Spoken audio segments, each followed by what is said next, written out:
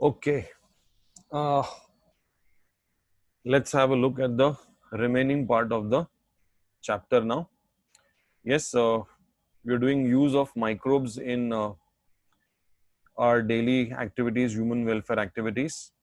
And up till now, we've seen three applications of microbes. We've seen application of microbes in household uh, foods that we use, microbes that can be used as a food material. We've seen industrial use or industrial applications of microbes, lot of industrial applications, including alcohol, vitamins, antibiotics, organic acids, etc. And we've seen the use of microbes in manufacture of biogas. Now we're left with three more applications. Uh, the first of which is microbes in the treatment of sewage. Now we did talk about sewage when we spoke about solid waste, right? And we spoke about the different kinds of waste also in the previous environmental wala chapter. Yeah. So sewage, the trash, what comes out through the homes right now, the offices. Now this sewage main component is human excreta, which has a lot of organic matter, a lot of microbes, obviously can be pathogenic. Now sewage has to be transported to the large water bodies for disposing. But because of so much of organic matter being present inside uh, the sewage, the excreta, the toxicity is huge. So you need to reduce the toxicity of the uh, matter. So instead of directly transmitting it to the larger water bodies, what we do is we allow the sewage to go to a sewage treatment plant first, right, where it is treated in stages. And once the third stage is over, the toxicity becomes relatively very less, and then it can be thrown into the larger water bodies so as to not to harm the flora and fauna of the water bodies. Now, what are these steps by which the sewage is treated?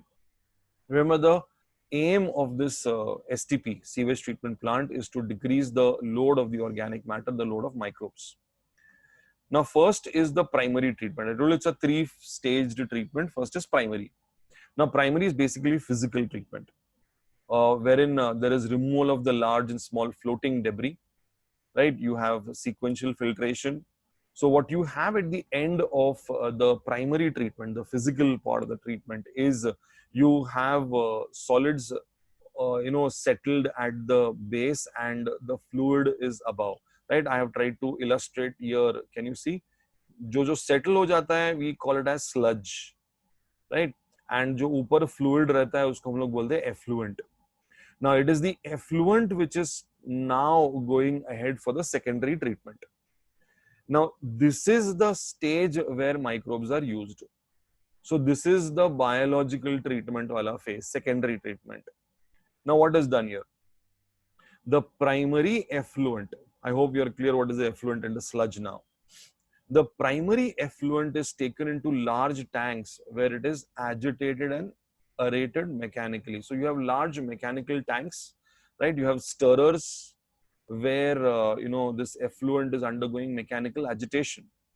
Now what this does is, air is passed through, it's aerated, na? So air is passed through it.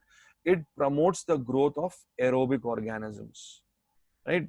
Now this growth of aerobes, right, on the fungal filaments which are present inside the organic matter, they form a mesh like structure which are called as flocks, right?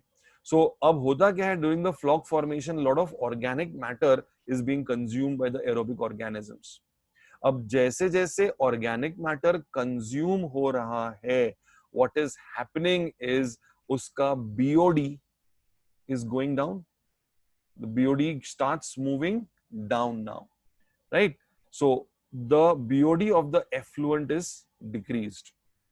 right? We did talk about BOD in the environmental chapter, biochemical oxygen demand. So जितना organic matter का amount ज्यादा रहेगा, उतना oxygen की demand ज्यादा रहेगी, right? So the microorganisms will require more oxygen to convert this or to break it down. So more the BOD, more is the polluting potential. So the idea of sewage treatment is that जो भी organic matter है, जो भी sewage है, उसका BOD reduce कर देने का. BOD reduce करके then you throw off into the larger water bodies, right? So the secondary treatment is biological. Now post the secondary treatment is the tertiary treatment. अब वापस you have effluent, right? Effluent अब flocks जो है ना वो settle हो जाएगा, वो सेडिमेंट हो जाएगा और फिर ऊपर थोड़ा फ्लूइड बचेगा जैसे लास्ट टाइम था वैसे, राइट ना? अब this sediment is called activated sludge. It is called activated sludge. ध्यान से सुनना प्लीज ना. A small amount of this see, पहले प्राइमरी ट्रीटमेंट में जो सेटल हुआ था उसको हमने सिर्फ स्लज बोला, राइट ना? अब सेकेंडरी ट्रीटमेंट में जो फ्लॉक वाला मैटर सेडिमेंट हो रहा है उसको we are calling it as activated sludge, क्योंकि ऑलरेडी फ्लॉक बन चुका है उसमें. It promoting growth of organic aerobic organisms already is done. उसको एक्टिवेटेड स्लज. अब हम लोग क्या करेंगे? अब ये तो तुम्हारा एरेशन टैंक से निकल गया, अब उसको सेटलिंग टैंक में डाल दिया हम लोग ने, राइट ना? अब यहां से थोड़ा सा एक्टिवेटेड स्लज, देखो थर्ड पॉइंट क्या लिखा है, देखो a small amount of activated sludge is transferred into the aeration tank. यानी सेटलिंग टैंक में से थोड़ा सा एक्टिवेटेड स्लज निकाल के you put it back into the second part, right, to serve as an inoculum. Now what do you mean by the word inoculum, right? How to explain what is an inoculum? Okay, yes. Now inoculum, you must have seen how the curd is set na ghar pe, right na? So what do you use? Do you use a small amount of curd, right na, initial amount, उसमें फिर आप milk को mix करेंगे, right na? So that small amount is nothing but inoculum. So now this small amount of activated sludge will promote the growth of aerobic organisms. समझ रहे कि नहीं? What is an inoculum? And the remaining part of the sludge is pumped into large tanks which are called as sludge digesters. अब यहाँ पर sludge को digest करेंगे and as a result what will be produced is the biogas which can be used as fuel. और effluent जो बचेगा उसको you are going to push it into the river streams, larger water bodies. अब ये non toxic हो गया है, अब ये flora fauna को harm नहीं करेगा, right ना? थोड़ा सा एक illustration I'll show you, right ना? This is primary treatment, right ना? Can you see this greenish part? ये sludge है, ये greenish part को लिया aeration tanks में, देखो यहाँ पे aeration tanks में आया, right? Can you see this greenish part?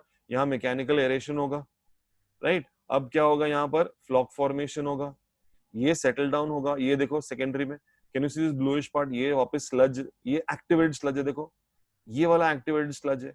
तो यहाँ से थोड़ा activated sludge लेके inoculum की तरह you will push it back into the aeration tank. अब यहां से एफ्लुएंट, अब देखो यहाँ का स्लज जो बच गया एक्टिवेटेड, उसको आपने कहा स्लज डाइजेस्टर में पुश किया, राइट? ये एफ्लुएंट को पुश कर दिया लार्जर वाटर बॉडीज में. ये जो स्लज डाइजेस्टर है एंड में प्रोसेस होके बन गया तुम्हारा biogas, right? This is how the entire sewage gets treated. So at the end what you have is non toxic effluent जिसको आप वाटर बॉडी में पुश करेंगे, राइट? जो स्लज बच गया है उसको प्रोसेस करके you will manufacture biogas. So practically it is making the full use of microbes for treatment of this sewage, right? So ये एक एप्लीकेशन हो गया. अब दो बचते और एप्लीकेशंस. बायोगैस लास्ट टाइम हमने कर लिया, लास्ट वीडियो में किया हमने, राइट? सो अब use of microbes as bio control agents, right? Now we require pesticides for controlling plant diseases, pests which attack plants, crops, right? तो उसके लिए pesticides we are using. We use herbicides, germicides. We use a lot of chemicals so that the crop is protected, right? अब होता है क्या है, when you spray a pesticide, right, the it will kill the pest, जो target organism है वो तो किल हो जाएगा, बट जो नॉन टारगेट है बाकी सब पे जहां पर स्प्रे जाएगा वहां पर भी it's going to harm. So instead of using a chemical pesticide, a chemical to treat the pest or to kill the pest, right, now we are trying to adopt biological methods, use of microbes so that they can, right, तो उसको हम लोग organic farming में conclude रहे. That's this is organic farming. So see what's given here. So biocontrol is referring to use of biopesticides for controlling plant diseases and pests. So these are nothing but biological agents, right? So instead of biopesticides, right, chemical pesticides and insecticides also can be used, but I said they are toxic to human beings, animals, right? Now again, they can harm the environment, they can pollute the environment also, right?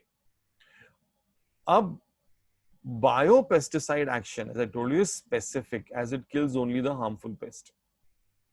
ठीक है ना? लेकिन before you select which kind of organism is to be used, you have to know, right, all the forms of life that are present in that field.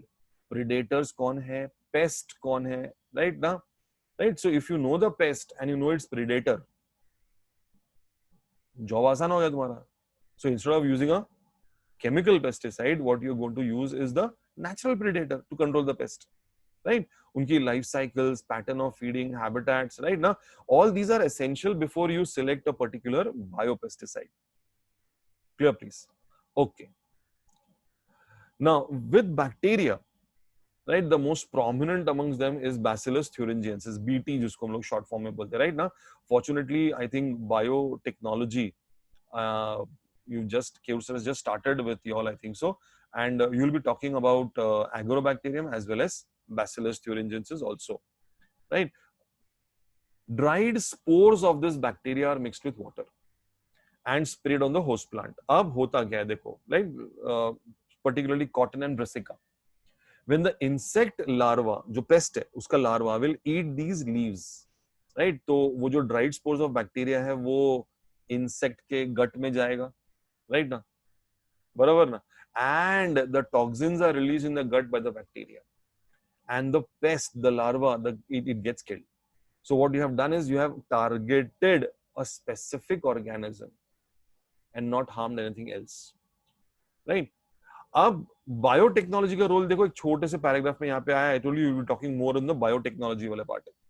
The gene which is responsible for production of toxin, right, now what you are doing is you depend on the bacteria. That bacteria will produce the toxin in the gut of that, right now what would if you can inculcate this gene in the plant itself, right ना, मतलब larva जब plant को ही खाएगा सीधा, तो वो that gene which is responsible production of toxin, वो सीधा अंदर जाएगा. So no use of spraying that pesticide now bio, right ना.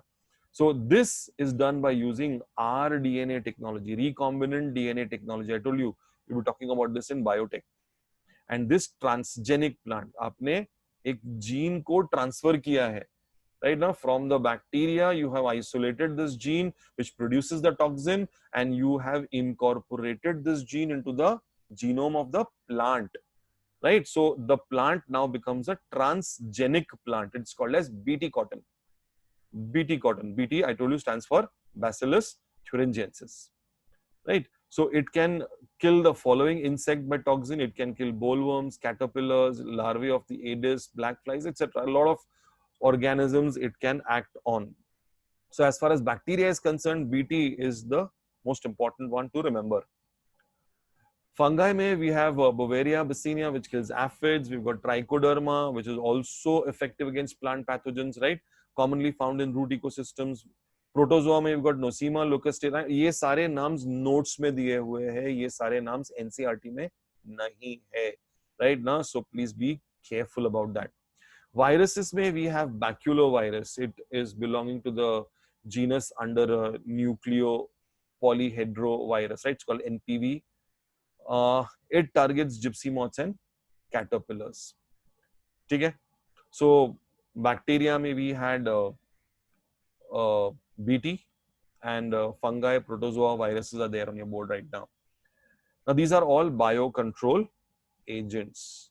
Some more example of herbicides and weedicides are also there, classified as fungi and bacteria. Please make note of these examples, please. Okay. Now, lastly, we've got bacteria or microbes as biofertilizers. Right? I hope we know what are fertilizers. Fertilizers are chemicals which are used by farmers. They put in the soil to enhance the fertility. Right? Not peculiarly enhance the fertility, right? You do a soil analysis में पता चलता है कौन सा micronutrient कम है soil में, so accordingly you select that fertilizer and add it to the soil so that the production of the crop is at maximum. ठीक है ना? So instead of using the chemical fertilizers, if we can increase the fertility of the soil by use of certain microorganisms. So these organisms will serve as biofertilizers, right? Bacteria mein rhizobium is at the top, ekdam, right? We all have studied that it forms symbiotic association with leguminous plant roots. देखो image में मैंने दिखा है. Can you see these root nodules? These nodules are nothing but aggregations of bacteria, that is rhizobium, right? It can fix atmospheric nitrogen. Obviously plants cannot convert that nitrogen, and it does require nitrogen for tissue formation, right? Proteins, they form nodules on the roots and stay inside the nodules, right? Some examples are there: rhizobium, leguminosarum, which is particularly in the pea plant, and we've got Phaseolus and Japonicum, Azospirillum and Azotobacter, which are free-living nitrogen-fixing bacteria. One, point I would like to add here is, जितने भी यहाँ पर biofertilizers mention किए होंगे ना, I would advise you to make a small table, right? ना कितने symbiotic है, कितने free-living है. Sometimes questions में ना they'll ask you out of the 4 which is symbiotic, out of the 4 which is free-living, right? ना so कभी-कभी गड़बड़ हो जाती है. So be sure make separate columns for symbiotic ones and किसके साथ में symbiosis है, and free living, obviously they are free living. Cyanobacteria, autotrophic, obviously we've studied this group before in Monera. What are cyanobacteria? Yes, free living, filamentous, filamentous, and mainly used in paddy fields, right? They've got cells which are called as heterocyst, which help in nitrogen fixation. Examples सामने है अपने Olocera, Tolpothrix, Nostoc, Oscillatoria, they called as blue-green algae. ये सब अपने को पता है, right? One particular is Anabina azole, a type of cyanobacteria which grows on aquatic fern called as azolla, right? ये जब हमने fern किया था, fern में मैंने ये kingdom plant में mention किया था कि you cultivate this fern, right? ना ये azolla वाला plant जो है ना, you cultivate for the purpose of using it as a biofertilizer. मतलब वो fern को cultivate किया और वो fern में कौन symbiosis कर रहा है? Anabina azole. यानी fern के leaves में Anabina azole is already there. So you cultivate this fern, immediately remove the leaves and put it in the soil where you are cultivating paddy. So आप इस fern को cultivate करते हो to be used as a biofertiliser. Okay. Fungi में mycorrhiza, again we studied mycorrhiza. Myco का मतलब होता है fungus, rhiza is roots. So this is a symbiotic association between fungi and roots of higher plants, right? Gymnosperm में आया था अपने को. Okay. So what does the fungus do? It absorbs phosphorus in the soil and passes it to the plant. Now, plants which have mycorrhizal association, they show resistance to root-borne pathogens. They show tolerance to salinity. They show tolerance to scarcity of water and drought. They show increase in plant growth. We have two types of mycorrhiza, right? Labeled here. Can you see ectomycorrhiza and endomycorrhiza? Dekhte chalo. What are ecto and what are endo? ये रहा ecto and endo. Now, endo पहले, they grow in between and within the cortical cells of the root, right? Na?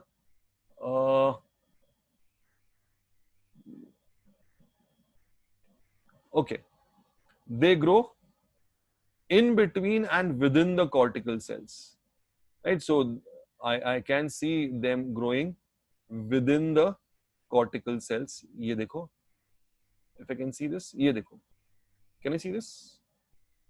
Can you see them penetrating, right?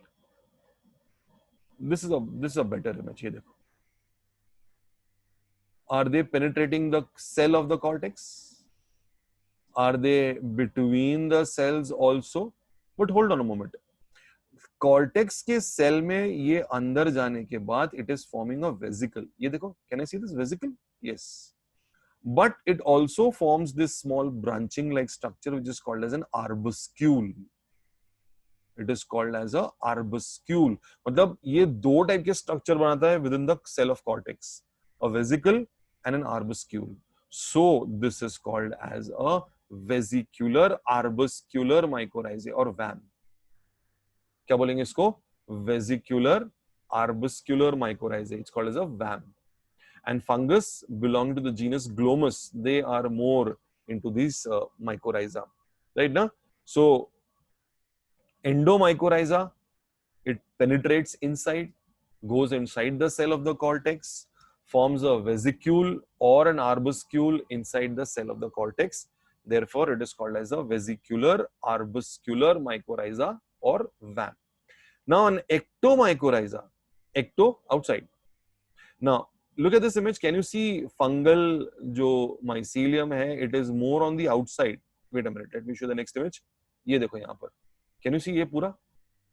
Right? यहाँ पर अंदर का penetration बहुत कम है तो भी it is between the cells of the cortex. It is not going inside the cell of cortex like here. But this thick collection of mycelium, right now, is called as mantle. ये जो thick collection है उसको क्या बोलेंगे? Mantle. It forms the mantle on the outside of the root, increasing the surface area of the root and accelerating water and nutrient uptake. Right now, ये देखो यहाँ पर first image था. Can you see this is more whitish? Fungus बाहर है. So this is an ectomycorrhiza. यहाँ whitishness कम है. This is an endomycorrhiza. So externally also you can make out which is an ecto or an endomycorrhiza. Right? So here is where we finish all the 6 applications of the microorganisms or microbes being used in human welfare. Right now, so human welfare में the next topic that we will be having is enhancement in food production. और उसके बाद end में आराम से we will take up evolution. Right? Sure. Thanks a lot.